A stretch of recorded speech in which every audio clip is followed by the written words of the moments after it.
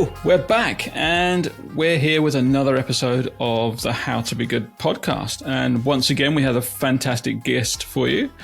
So who is it? Tell us more, Anca. Yes, he's a risk scientist. He specializes in coastal flood risk areas. He actually lives in the affected areas on the eastern coast. And he's going to tell us all about the risk assessments that government, larger companies are going through at the moment.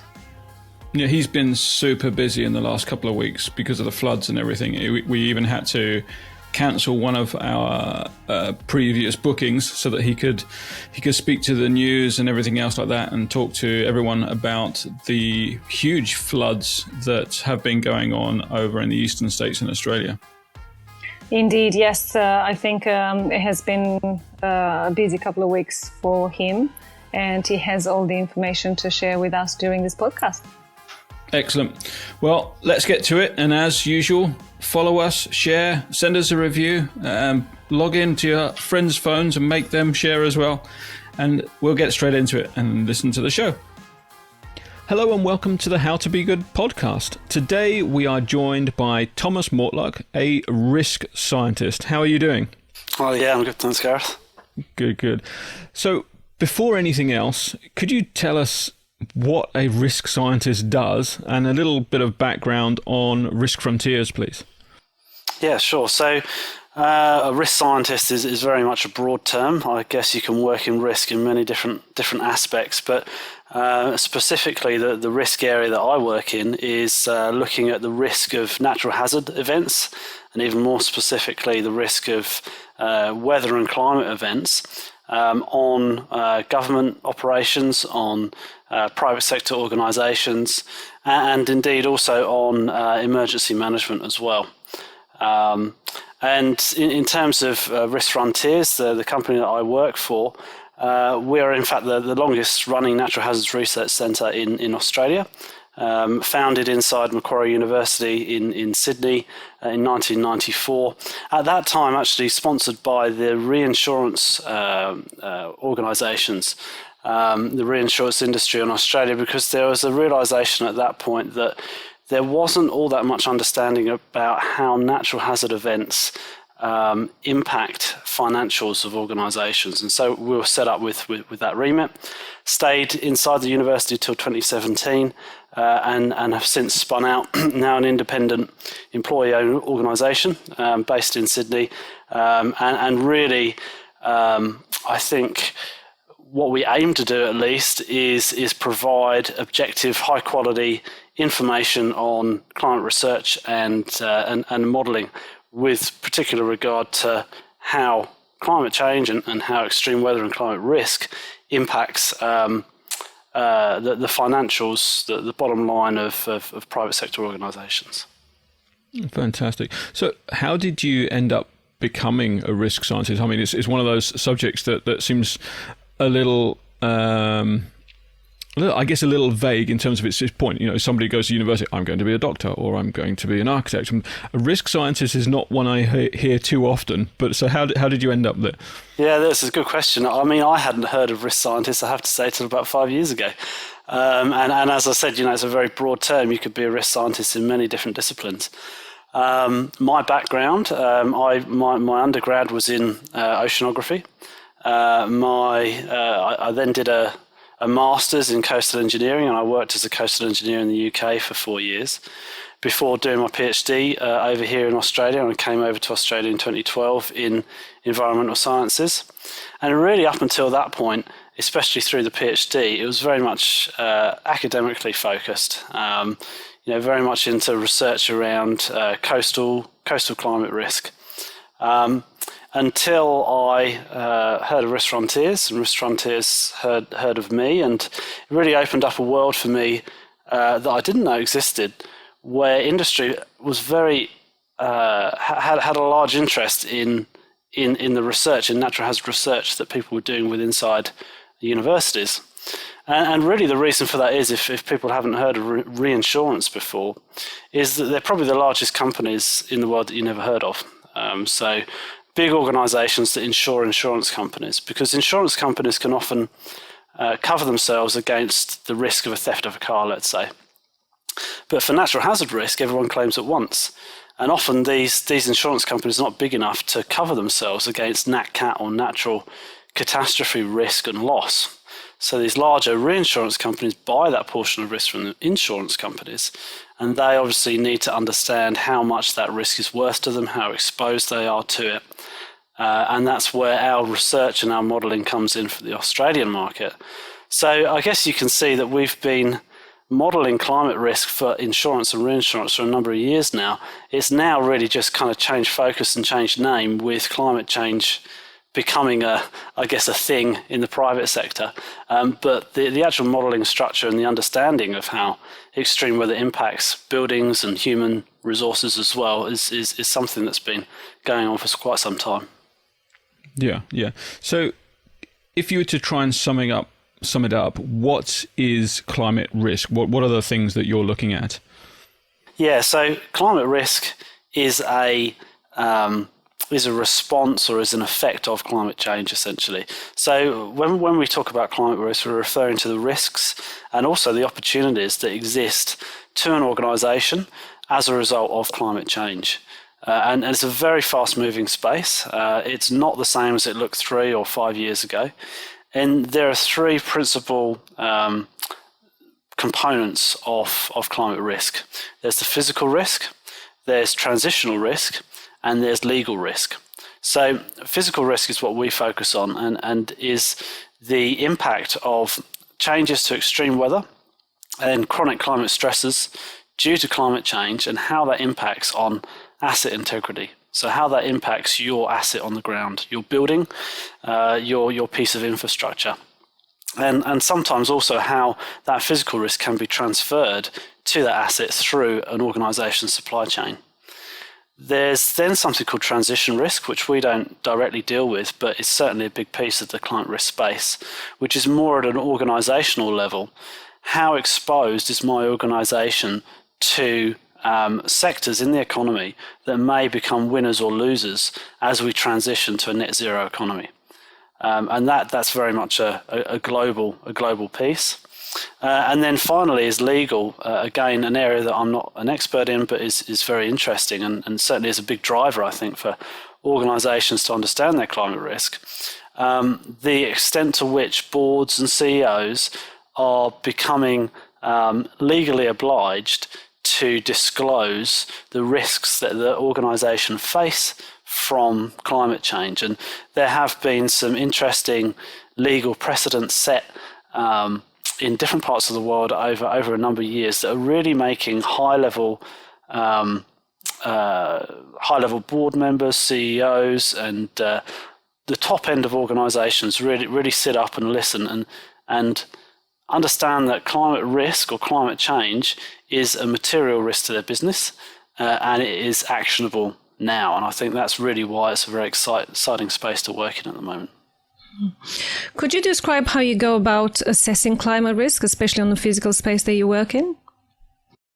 Yeah, sure. So in terms of the physical climate risk, I guess there are many ways to do it, but you start off with the climate models, the global climate models.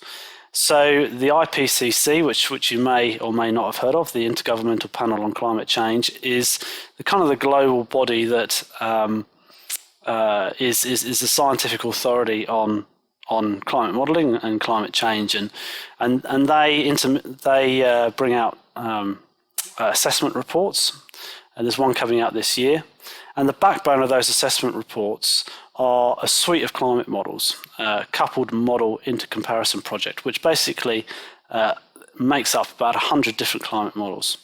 So we try and mine that data, we try and look at that climate model data, and we intersect it with business level data. So information on where a business will operate, where their assets are in the ground, and we do some, I guess, neat science in between to try and understand what is their current exposure to climate change to climate risk, to extreme weather and chronic climate stresses, and how that might change in the future with climate change.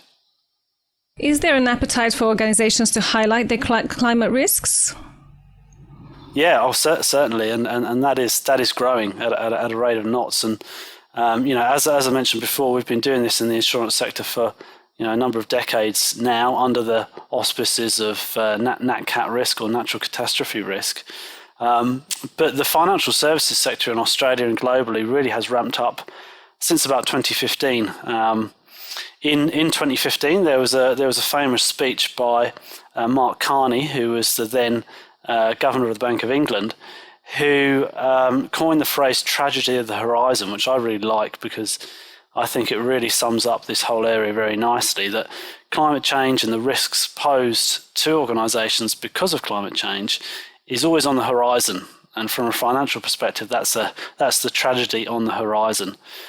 Since that speech, things have moved pretty quickly. There's a framework called the Task Force on Climate-Related Financial Disclosures, which has really catalysed the whole disclosure of financial risk in the private sector. And there are 4 pillars of that: governance, strategy, risk management, and metrics and targets. So since that was released, there has been a real big uptake in the number of organisations that are disclosing their financial risks. APRA, the Australian Prudential Regulation Authority, and some others also have come out and said, actually a number of years ago now, that climate risk is material to organisations and is actionable.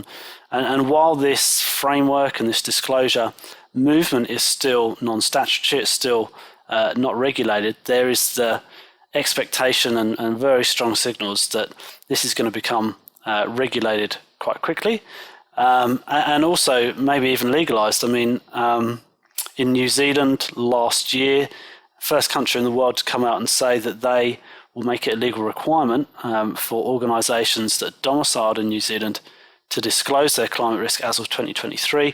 And also even last week, the Bank of England has come out and said that the UK may also do the same thing by 2022. So a very, very interesting and fast-moving space at the moment. So besides the insurance companies, what other companies require climate risk profiles? Yes, I mean, pretty much any organisation that has physical assets on the ground, any organisation that has built infrastructure, that owns infrastructure, or that invests in infrastructure, will be exposed in some way to physical climate risk. And even those organisations that don't actually have any physical assets on the ground will be impacted or affected in some way by transitional risk, by the transition of macro scale economies to net zero by mid-century. So certainly with regard to TCFD in the area that we work in, I think it has been the financial services sector that has really spearheaded this at the moment. And insurance is very nimble. They can often readjust their premiums on short timescales, but have a very, very good understanding of what extreme weather and climate means to their business operations. But I mean, beyond that, really any sector you can think of: communications, energy, many different levels of government, healthcare, IT, real estate, certainly transportation, utilities. It's very much wide ranging. Yeah, I guess a lot of them can have a knock-on effect from whatever perhaps physical bricks and mortar site. If that was to let's say, I don't know, a power station near a coast gets damaged, and then the knock-on effect for all of those that work with it is part of their climate risk profile, I assume. Exactly right, yeah. So you can't take any of this isolated or in situ, because we very much live in a connected world. And what you refer to there is essentially supply chain risks. So either inheriting, even if your power station, let's say, doesn't have any immediate climate risk to it, it may inherit some climate risk through its supply chain, or it may pass on climate risk to other organisations or individuals who don't have climate risks to themselves in situ. So it's a very complex piece to model and to get a handle on. That supply chain risk is certainly a big aspect to it, though, for sure. Yeah. I suppose it could spiral out of control in terms of the amount of data you could end up having to put together to analyse that. That's right. And I really think that one of the challenges that we're facing at the moment is that the questions that are being asked of the climate model data, the climate models are not, or they haven't been traditionally built to answer those questions. So there's still a bit of a gap there between the granularity with which organisations would like to use climate data for and the ability and the limits of climate models to answer those questions. And I'll give you one example, and that's around extreme weather and climate.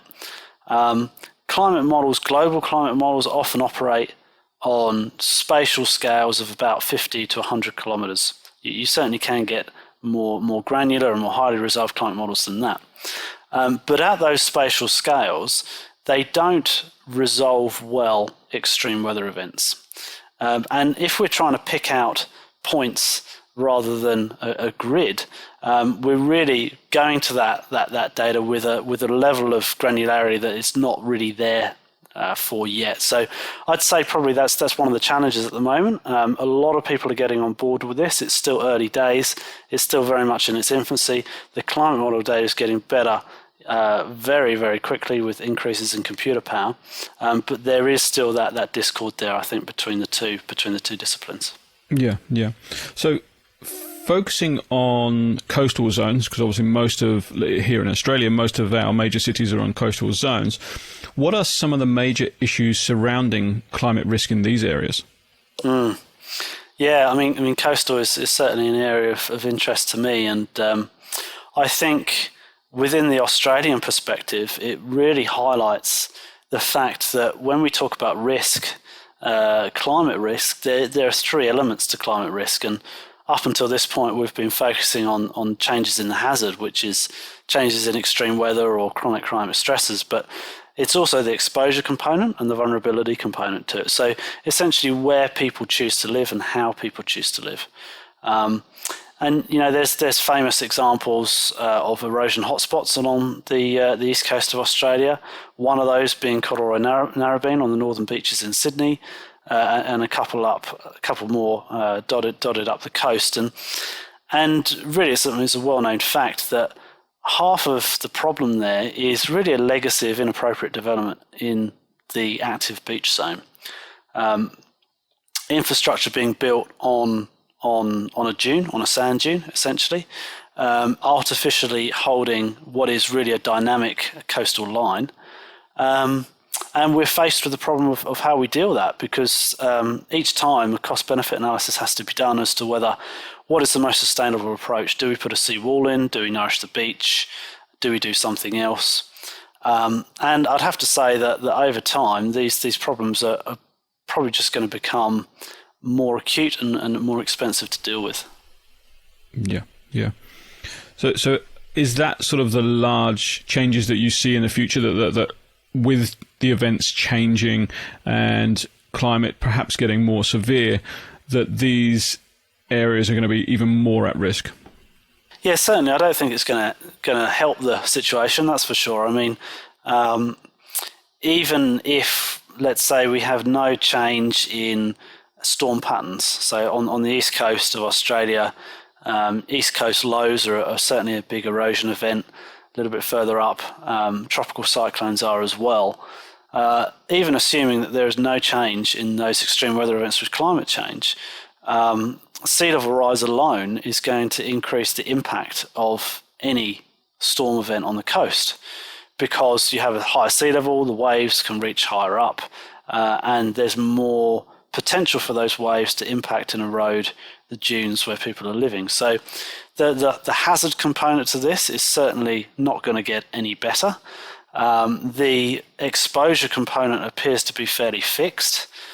So there's something in that equation that needs to change, unfortunately. And as real estate, especially in coastal areas, continues to increase in price, that cost benefit exercise that gets done every time a new coastal management scheme or defence needs to get put in, will have to get reassessed. So, very, very complex issues. These are people's livelihoods that we're talking about,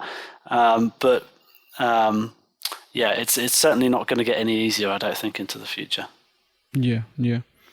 So, could you provide a little bit of background on the recent flooding? Obviously, there's been huge floods on the East Coast, and what the potential role of climate change is in this and for future flood events. Yes, so I'm sure everyone knows that over the past couple of weeks we've experienced a lot of flooding across the southeast Australian and the eastern seaboard area, and it really has been an extreme flood event for many people. And there's two real aspects that I think feed into why this has become such an extreme flood event. The first one being that we've just come off the back of a wetter than normal summer that has been a result in part from something called La Nina. So we have these oscillations in the Pacific called El Nino Southern Oscillation. El Nino events often cause drier than normal and more stable conditions across southeast Australia, whereas La Nina events are associated with a high probability of floods and tropical cyclones on this side of the coast. Certainly not to say that floods and tropical cyclones can't exist outside La Nina. They certainly can, and sometimes we'll get a La Nina period that we don't get any major flooding or cyclones. Just that the observational record shows us that, on balance, the dice is rolled in favour of floods during periods of La Nina. So we came off the back of a wetter than normal summer, which meant that a lot of the catchments were already near saturation point, meaning that a lot of the rain was runoff flowing into rivers and river levels rose quite quickly. The other aspect to it was that it was a really stationary event. It didn't move on. It was being held in place by a high pressure system in the southern Tasman Sea, which didn't allow it to move. And so it was drawing a lot of moisture from the Tasman Sea and raining out over the eastern seaboard. And it was an event that lasted 4 or 5 days. So for those two reasons, it became quite extreme, and you can certainly see the link there between climate oscillations, climate variability. With regard to climate change, it is a much more difficult task to ascertain the contribution that climate change has made to the probability of these events occurring. And over the coming weeks, months and years, I'm sure these studies will be done, and they're called climate attribution studies, and they are often done after extreme weather events. So we don't really know what the role of climate change is to this singular event. But what we do know is that most projections point towards a drying out of the mean Australian climate, but an increase in the intensity of extreme rain events. So this really means that we could in the future, with climate change, with global warming, face the prospect of increased flash flood events into the future. So we heard on the news 1 in 100 year floods. Could you give us some clarification on what this really means? Yeah, so a 100-year flood essentially refers to a flood event that is expected to occur on average once every 100 years. And there's been a lot of media interest in this terminology over the past couple of weeks because it can be quite misleading. And the reason for that is that we should really be expressing this, I think, in terms of percentages. So a 100-year flood basically means that on average you can expect that kind of flood event to occur.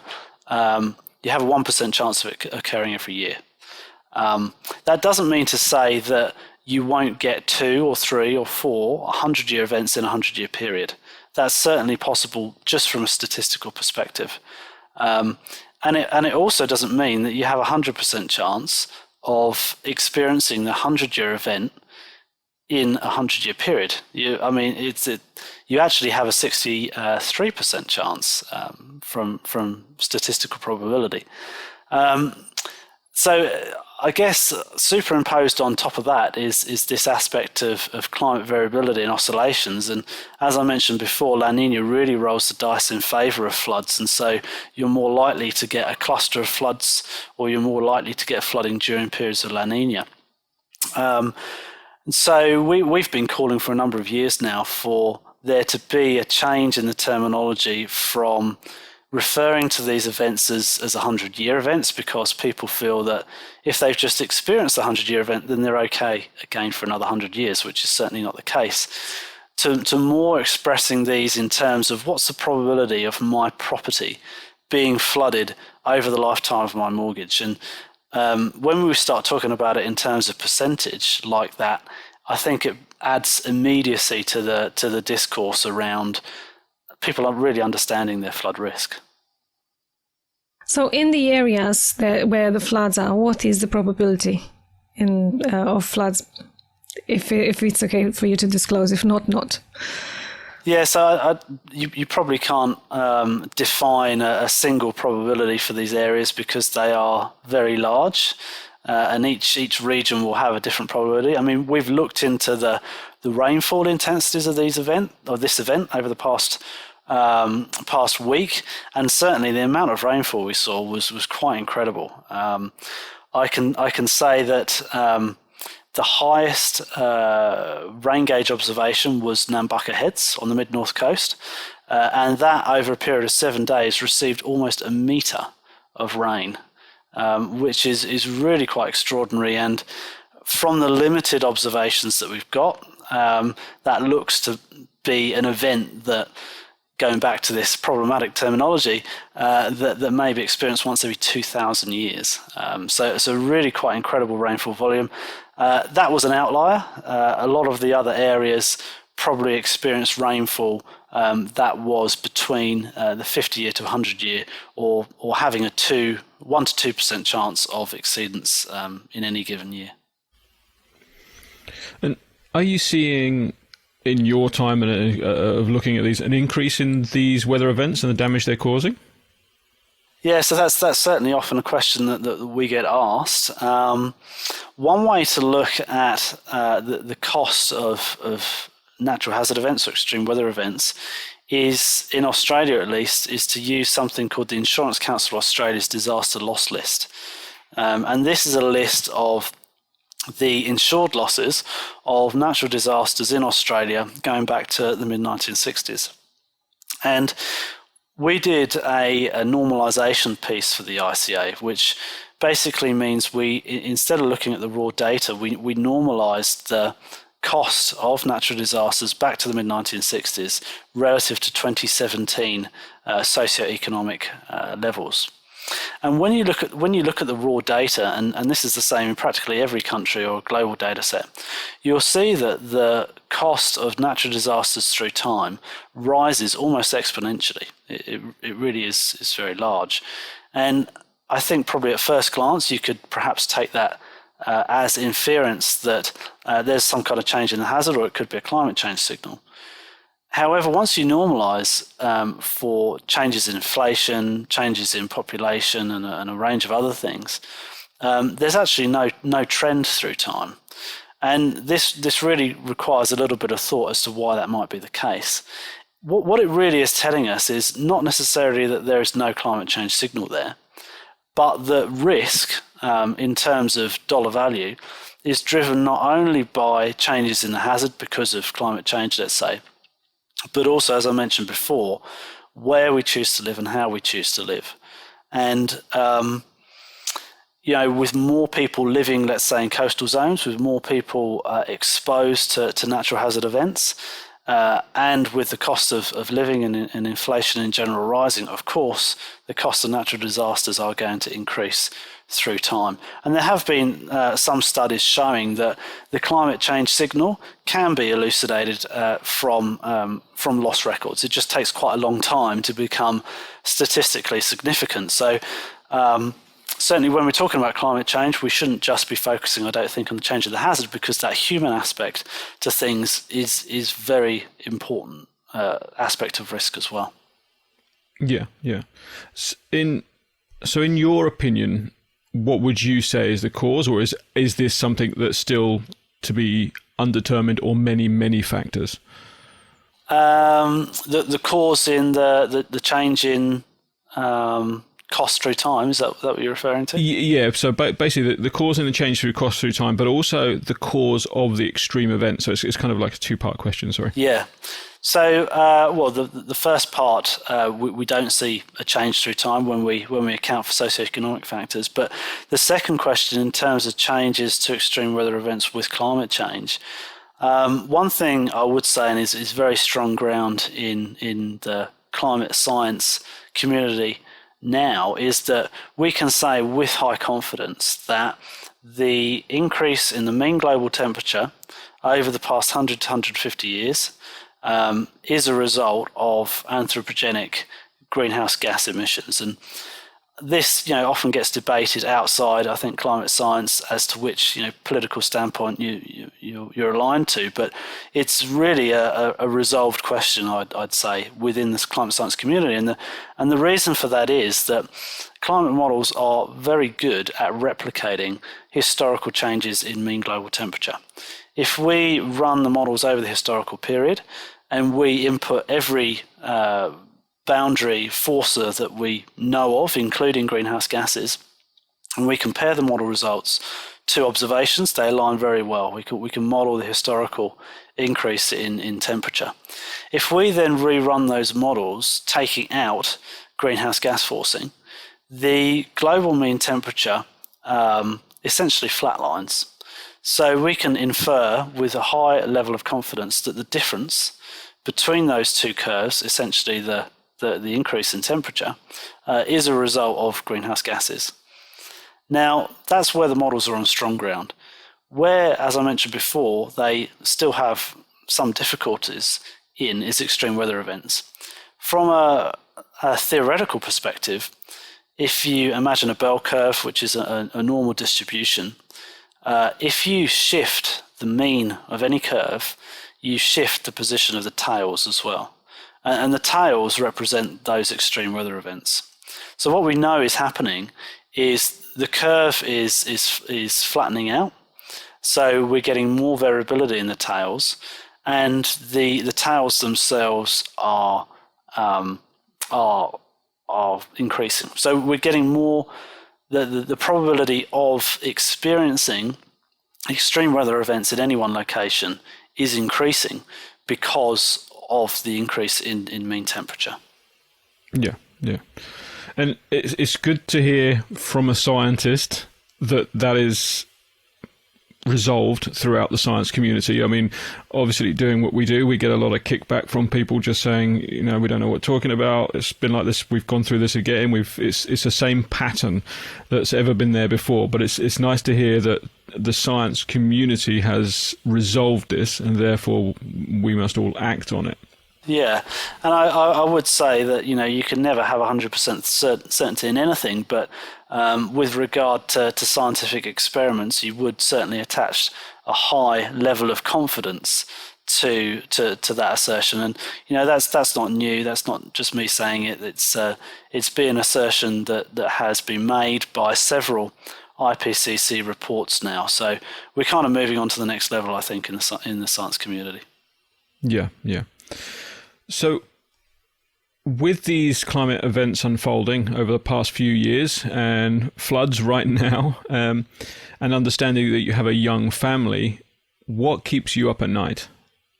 Yeah, so, there's many things that keep me up at night that are not related to climate risk, but I guess... Young children generally do.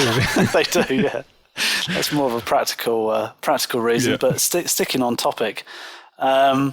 I'd probably just say that, just cognizant of the fact that we've all got a role to play in this, and really just ensuring a sustainable future for the next generation, that they have the same opportunities that we do. Very cognizant of the fact that climate change and climate risk can manifest itself in many different forms, and it's not just that we might experience some more hot days into the future. It very, very much does trickle down all the way through to every aspect of the economy and society, through from housing affordability to insurance premiums and affordability as well. So I think, it's an opportunity that we have to act on now, and it's certainly an exciting space. So I'm hopeful that these global mitigation efforts will certainly come off. There's also a lot of hope in terms of the technological advances that we're seeing at the moment, and also the progress of the science. As I mentioned to you, now we are in a position where we can say with high confidence certain things within climate science, and that is very comforting, I think, and allows us to move on.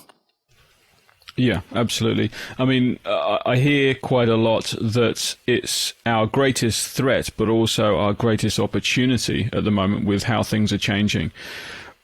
What sort of thing would you say, if you were to summing up into one or two things, would be what makes you optimistic for the future?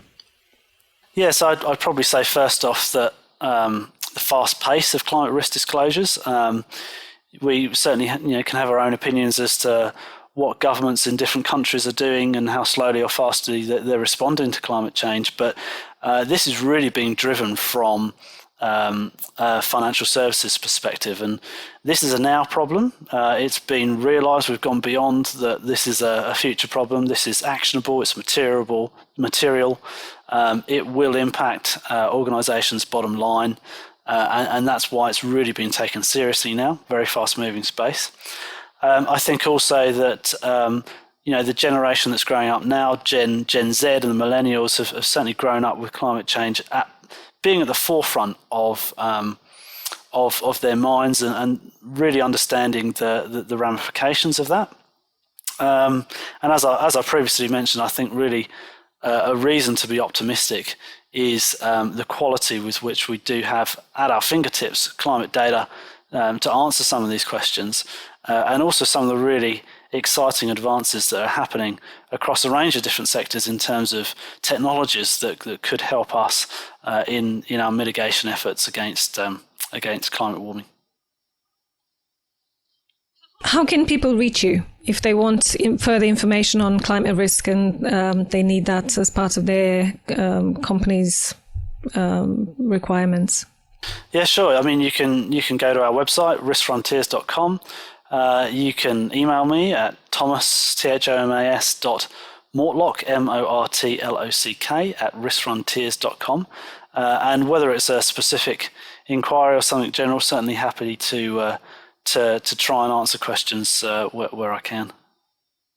That's brilliant. And our final question, if there is one thing we can all change that will have a massive impact on the health of our planet, what would that be? How can we be good? Yeah, I've been thinking about this question, and there's many things you can do, and there's probably many things that you've heard before that you can do.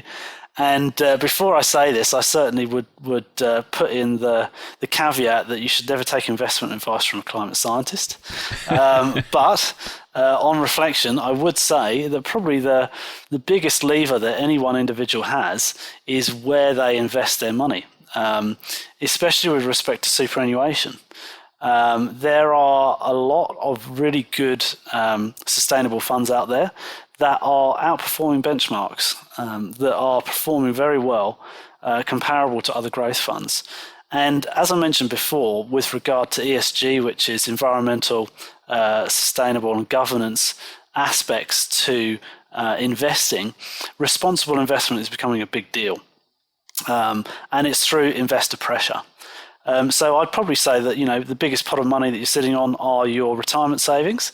And I wouldn't say there's low risk in changing things, but there's certainly an opportunity there for those that want to go down the responsible investment route to look at certain ETFs or different funds that really do account for all those different aspects of climate risk that we've covered today.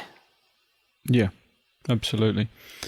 Thank you very, very much for joining us. It's been an absolute pleasure, and I think we're going to take some time and try and figure out and understand all the bits of the climate risk side of things. But it's a fascinating role that you do, and thank you very much. Thanks very much for having me. It's been a good opportunity. Thank you. You're welcome. Take care. Well, that was the extremely busy Thomas Mortlock. What an amazing amount of information that was to take in. Indeed. Thank you, Thomas, for being on our podcast and allowing us to interview you. We know you were really busy and you had to fit this in amongst all the other work that you have to do at the moment. I think what we take a lot of information with us from this interview, but I think there's two important points to discuss. First of all, the fact that the science community do not continue the debate on whether or not we are going through climate change and that is man-made. And that was a really good point to take from it. So from now on, maybe we stop discussing whether or not that is the case, or if there are the people that are thinking differently. And I think we just draw a line under it. Yes. That's it. It's been agreed on by so many scientists that it's now unquestionable, and that's it. It's done. We now got to move on with how we can help resolve it, reduce it, or make it better, because there are some people working extremely hard to try and reverse this as well. I think, as one of our previous guests, John Grimes, said, there are so many options available to us. We just need to embrace them. We have the solutions. We just need to embrace the solutions and carry on. That's right. I think the other thing that we need to take is our other thing to add to our How to Be Good list, which is where you invest your money. That's probably an important thing. And thanks, Thomas, for reminding us of that, and especially here in Australia, where you invest your super. Absolutely, it makes a big difference. We've seen just recently there was a post that came out showing a number of banks and institutions and super organisations that are still investing in fossil fuels and coal and agriculture, large agriculture. And actually weapons as well was something I was completely shocked by. But that's still one of their investment streams. So if we make that change and move to people with a more ethical approach, and more people do it, those institutions will realize that they've got to change where they're putting their money or our money and how they're investing it. And I think we can actually post that information on our Instagram and Facebook pages, perhaps put a link to it on our show notes as well. If you have any other information with regards to other financial institutions, just comment and we'll add it to the list. And let's just invest better and more sustainable. Absolutely. So we'll put all those details on the show notes. And we just want to say thank you. And obviously, subscribe. We would love more reviews. Reviews really help us go forward. And as ever, this is funded by you. And we have our Patreon site through our website. So please donate whatever you can. Help us out with a cup of coffee or whatever it might be, or even more, to try and get Anca's tattoo, which we're still waiting to see done, where she gets the tree. And yes, I think we've mentioned on every single podcast since we started this, on 2 of our membership options, you can plant 3 trees per month, or the other one is 5 trees per month. Absolutely. And we have a big announcement to make very soon. We can't, unfortunately, say it this time, but keep posted both here and on social media. And you'll know very soon. As soon as we are able to say it, we will do. Looking forward to it. Absolutely. Take care, stay safe, and we'll see you next time. Bye.